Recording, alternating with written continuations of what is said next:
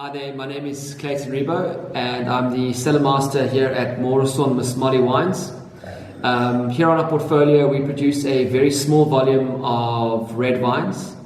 All of them are single vineyard wines, and the one that we're going to be tasting next is the Cabernet Franc 2017. We produce a very small volume of Cabernet Franc each year. It's scaled at about 500 cases, roughly 10 barrels. And we procure these grapes from a vineyard in Franc known as La Terre de Luc. If the camera allows it, you can probably see it right over there. And it's a magnificent vineyard. You can see on the picture that the soils are sort of brick red. They're very granitic. And we've chosen all of our red wine production from this particular estate because of its slope aspect, and as well as the terroir, the soil structure. Year on year, this produces an outstanding example of Franc Cabernet Franc. We like to approach this wine more from what we refer to as a feminine style. It's a lighter Cabernet Franc. The alcohols are ranging from 13.5% to 14%. So it's picked relatively early.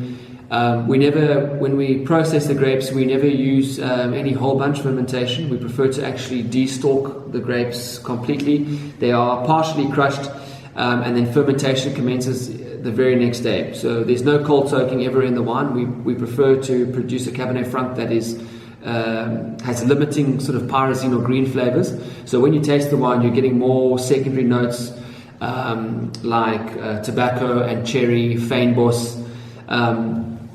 This year, this particular vintage received a gold at the Cabernet Franc Challenge, which obviously we're excited about. It's a good accolade for the wine. The 2015 vintage was a 5-star in the John Platter. And so it's an exceptional vineyard. We've monopolized the vineyard with another producer in Franc, who's a good friend of mine. The idea being that we're one of 2 producers in the valley that produce wines from this particular vineyard. Cool.